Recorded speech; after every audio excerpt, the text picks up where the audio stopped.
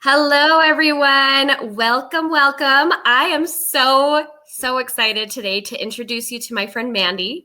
I've known Mandy since I was 11, 10, 11? Yes, What like year did you since move to Texas?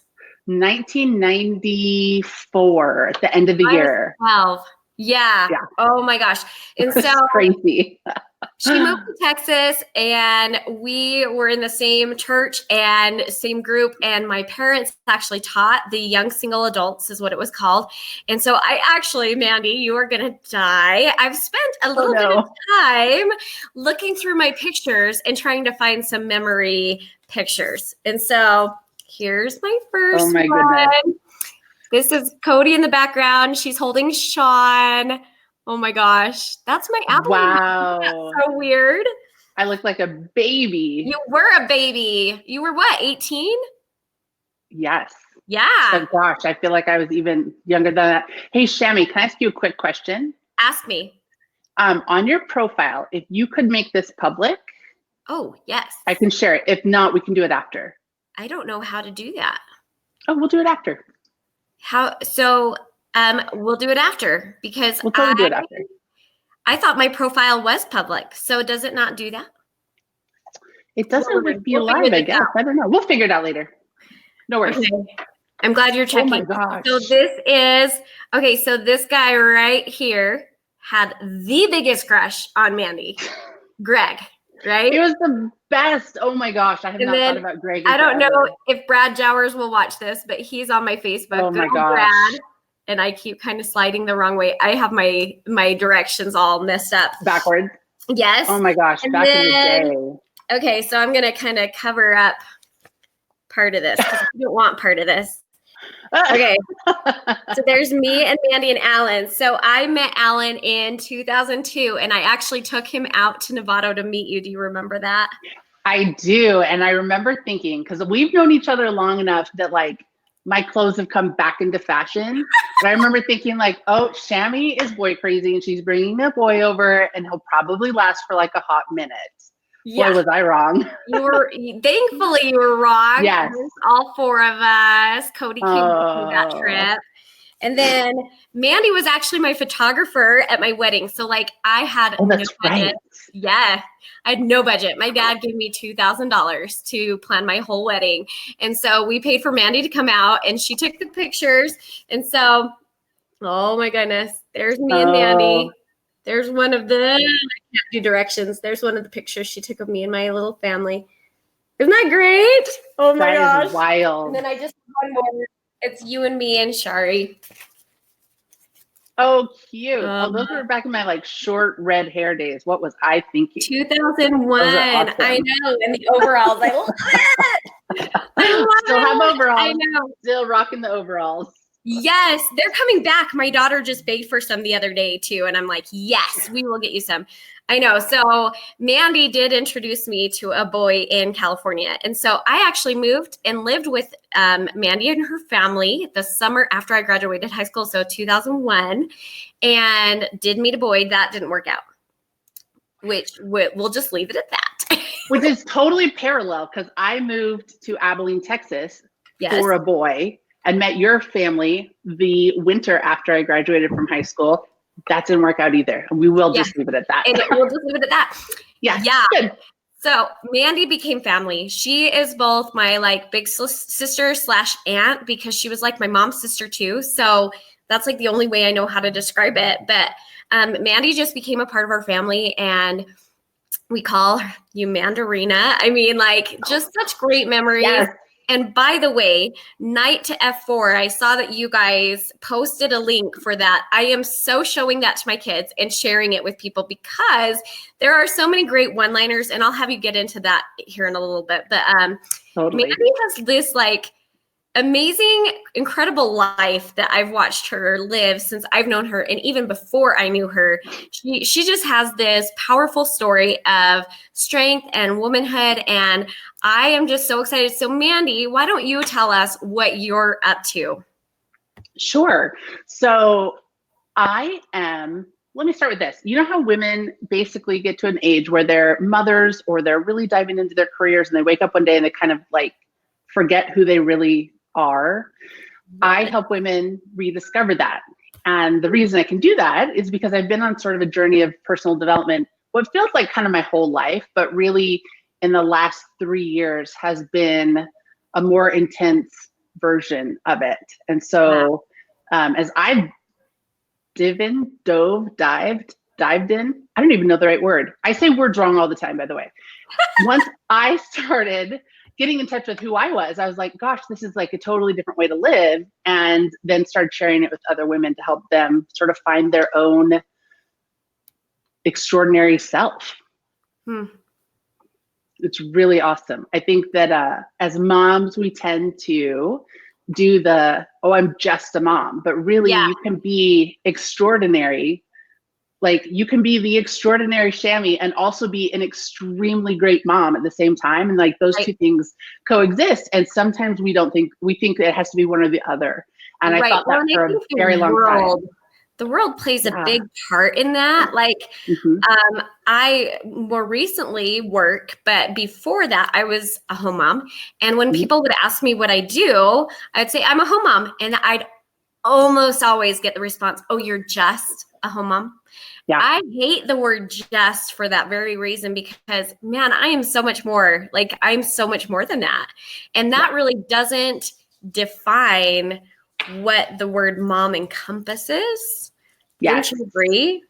Totally. And I think that I was just thinking about this the other day. I really wish we could get rid of the term stay-at-home mom. So I love that you said home mom, because I'm like, what else can we call it? Homemaker? Can we go back to that? Because when you are a mom that does not, it would. And when you're a mom that does not work outside of the home, your job is probably one of the most important jobs in the universe, but we diminish it and we're just like, oh, she's just a mom. Do you work? Oh, no, I'm just a mom. Like that's nonsense. Oh, it's total nonsense. Yeah. Well, and the other day, my husband and I were talking about jobs and what people, I'm sure you hear this too, that people are like, well, I'm worth more than that. And I deserve more than that. And I busted out with, I'm like, I've been a home mom for 15 years. I'd like to see that paycheck, I'm worth more than that. And I don't get paid for what I do. And yet what I do is of value. But sometimes what we deserve isn't monetary. You know what I mean? Like it's not about the monetary, but the world makes us kind of believe that that our worth is based on a monetary number. And that's not the case. Not at all. My husband and I had this conversation recently because about, maybe almost a year ago now, I stopped my income producing entrepreneurial project I was doing to start something new. And what it means is the first year I'm not really making much money at all. And he is the primary breadwinner, which I actually don't mind right now, but I'd like to see that change. But we were talking about it. And the reality is he is the primary financial holder of our family. But the part I could never put my finger on until recently was that also makes me the primary emotional holder of our family. And that is significant. Like the moms are the ones that we know who's got what when, who's having a tough time with their math, who's struggling with their best friend, who needs to be in the right place at the right time on Saturday. Those are the tasks that moms hold on to that we tend to, even ourselves, just be like, well, that's just diminish part of our job. Yeah. And can we talk about how exceptional that is, that we're capable of doing that, and that's one does not exist without the other. I cannot exist without the financial support of my husband, and his children cannot exist. Our family cannot exist without the emotional support of me. Yeah. Absolutely. And I think it's interesting because in some families that is swapped, where it's the woman that's making the money and the man that is the emotional scheduler and placeholder for the family. And that's okay too. There's nothing wrong with how that looks, but it's really, I think, up to us to start accepting that that's okay. And if that's what works for this family, then that's fantastic. Own it, love it, embrace it, and be grateful for your circumstances. Yeah. I've been really blessed that Alan has been able to provide for our family. He has a really good job that he loves and he enjoys, which that's probably a whole nother topic, because he comes home from work and he can leave it at home for one, but two, he loves what he does. And there's so many that are miserable in what they do. And so that's, like I said, probably a whole nother topic. Yeah, it does totally allow me to be home with my kids. When I was growing up, when people would ask, what do you want to do when you grow up? I would say, I want to be a mom. Like that was That's my, me. yeah, that was my number one. And so when you're, and you, I bet will totally agree with me on this, when you're raising littles, that is so hard. You are treading water. You are in survival mode. People are often left and right giving you advice, telling what you're doing right or wrong. People unsolicited. Can we talk about that? Unsolicited, yeah, they need to keep that to themselves. If you don't have something nice to say, don't say anything at all, right? True. Let's go back to the golden rule here. Yeah, it's hard and it's a thankless job. And like, my husband's a good man. I know he loves and appreciates me, but at the same time, he's not always giving me the pat on the back that I often needed, right? Yeah, totally. In our house, we have a rule, like, you know, that saying, happy wife, happy life, which I do think there's some validity to that. We prefer happy spouse, happy house, because the truth is, right? Because if we don't, for me, what I realized is for a long period of time, I really bought into that. I'm like, if you want this house to be happy, mama's got to be happy. And then I started paying attention to how Aaron was feeling. And if I'm not showing up for him and letting him know that I feel he's important. Right. And valued. Yep. Yeah. And loved. It totally goes both ways. But I think there's a weird like swing. When I grew up, I was the same way. I wanted to be a mom. That was my number one goal. I wanted to have a big family, which I got. And that was my we need to get into here in a minute. Yeah. Primary focus. But my mother was a very successful CEO, entrepreneur, wildly successful in her career. And and I was the oldest daughter. So I was supposed to be like, you know, you follow your mom. In her footsteps. Yeah. Right. And so, but she was over here and I swung the total opposite. And I'm like, no, I want to be a homemaker. And so when I got there, what I really realized was that I wanted something that was sort of in here and that I could have both, but I thought it was just one or the other. And I was so wrong. But those young years, goodness, those are exhausting. Yeah. My youngest is 9. How old's your youngest right now? 6? My youngest is 7. She's 7. So we're just at the age where like she can buckle her own car seat. She can mostly tie her own shoes. She makes her own lunch. Like I am seeing freedom like nobody's business. But it's the best. But I have been momming for 20. Taylor's 23, Zach's 27, and 24 years. 24 years I've been a mom to someone. When he came into your life, he was 4? He was 4 when I married his dad. So I have a stepson from my first marriage who I stay very connected to, who's getting married. We'll talk about that later, but oh my gosh, he's getting married, right? Crazy. Oh my gosh, I did not know that. I have Zach, and then, I just said that online. I hope you told everyone already. You probably did. So I have Zach, and then I gave birth to Taylor, who is my 23-year-old daughter, Jessie, who's my 21-year-old daughter, and then Jason, who's my 15-year-old son. And then after I got divorced and remarried, oh my gosh. Jessie. I meant to show Yes, those are so sweet. Jessie loved me. Yeah, all of my kids do. When we got married, Aaron has a now 12-year-old daughter, and then we have Chloe together, and she's 7. So we have like his, hers, and ours, and a wild, crazy big family. I love it. It's fun. Yeah, I love it. And that again is probably a whole nother topic. The blended family thing is probably a whole nother topic we could go into, but so I do agree. It's so important that I honestly have never liked the saying happy wife, happy life, because it's kind of along the same lines of like a guy being in the doghouse or sleeping on the couch. Like I kind of disagree with those, because if I'm the one mad, so I'll be honest, Alan has never once slept on the couch, but I have. You and I have like parallel lives. I was just about to say I have slept on the couch more than Aaron has. It just is what it is. That's what works in my house. I'm the kind where if I'm the one mad enough to not sleep next to him, then that's on me, not on him. And so I kind of don't like that whole, and I do feel we as women have a responsibility to be very careful how we assert our, how do I want to say that, our power Or with, feminine guiles. with men, because it can be used as a weapon, and I don't agree with that. And that's probably a whole nother topic. It totally is. I think we're in an interesting place in society as a whole, that like the women of our mom's generations and our grandmother's generations had to fight so hard to open doors for us that they fought the best way that was effective for them.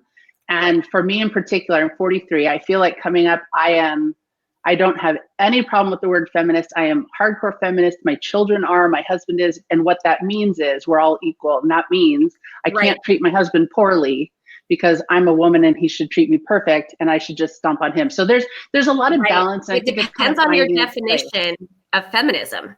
And I think the true definition versus what some people use it as isn't always the same, because I agree with you. I feel like it is the wanting to be equal in both opportunity and in responsibility and in being respectful of one another. Absolutely. Yeah, definitely. Yeah. So what else? What are some things you'd like to touch on today about motherhood? What are there any other topics? Or I think probably, let me tell you sort of how I got where I am now, and it might make a little bit more sense. When I grew up focusing on just being a mom, we grew up in the same religion. And when I was 30, I literally blew up my life. Like I left a very addiction-riddled marriage. I picked up my 3 kids. Zach stayed because he had to finish a year of high school, but I picked up the other 3 kids, moved to Los Angeles, which was not 1,000, hundreds of miles away from where I was. Long ways away. Long way away. The only person I knew was my now husband, Aaron, who I had just started, well, I didn't just, but I had started dating. And I left also my religion. I didn't leave it angry. I have a great deal of respect from where I came from, but it was not something I wanted to participate in the same way. And so I got to Southern California with no connections to anyone. My family all lived back where I was and had to sort of figure out my own path with zero community. And so as I did it, I would take on what I call like the mom jobs. Like I always had a job from the time I was 14 until, well, no, I guess always technically. I'd always worked in some capacity, but I would take the mom jobs. Like I would do things where I could be at home in the afternoons with the kids. So I did odd things. Like I sold cars online as a broker. I co-produced a movie. We had a Cold Stone Creamery once, and that let my kids come to work with me. I did all these odd things. And then when I turned 40, it was like everything got flipped again. And I lost my dad. The house we lived in, the landlord wanted to move back in. So we lost our little community that I had finally built up after 10 years. And we moved to a city where I knew only one person, and that person was my stepdaughter's mother. And, even in the best of scenarios, that could be awkward. Ours is maybe not the most warm and fuzzy. And so I was like being tossed out of my realm again. Yeah, your comfort zone that you'd built and created. Totally. Yeah. And I got laid off. No big deal. Lost my job. So all these things were happening, and my husband sat me down. He's like, "What is it that you want to do? Like, we're in a place where you don't have to go back to work for someone else necessarily, but you got to figure out what you want to do." And I would cry and be like, "I just wanted to be a mom. That's all I wanted to be. I don't have like a big dream." And he called me on my nonsense, and he was like, "Well, but here's the thing. You already did that. Like, you've already done that." I had Chloe by then. I had done that. And so I had achieved it. Like, so what next? Yeah. And I really didn't know. I spent the last 3 years figuring out what's next and how to really own my story as extraordinary. Like, I'm not Bethany Hamilton. Nobody cut off my arm while I was surfing and then I learned to surf again. I didn't serve in the military and have, an exceptional story there. I didn't have this big, huge, explosive thing. But what I did have in my experience was interesting and valuable. And so I have been learning how to share that story and help other women realize that they really are exceptional and also good moms, but we can talk about the exceptional part without feeling like we have to downplay it. Does that make sense? Well, oh, absolutely. Because I do feel like I've heard other people's really wow stories, and mine's not that, Right. but it's still mine. It's still Yeah. my story. And whether it matters to someone else or not doesn't really matter. It's what matters to me. Yeah, I love that. And I also love that you are learning where to go from here, like what's next. Yeah. Because I also think that we as moms get stuck in we're so busy in the now and taking care of our little families and our kids that we don't always think about what's next. And I know people who never moved on from there. Yeah. And so they're older and still stuck in that time of raising kids. And I refuse to let that be me. That will not be me. Yeah. Yeah. No, and I think that there's a whole generation of women coming up that as we have, social media has made a huge impact as we start talking and more of us are sharing stories. Like there's probably not a single story I've ever shared where I didn't have someone say, oh, I totally relate to that. Right. And we've opened this realm where moms can start talking about what it's like. And even the stuff that's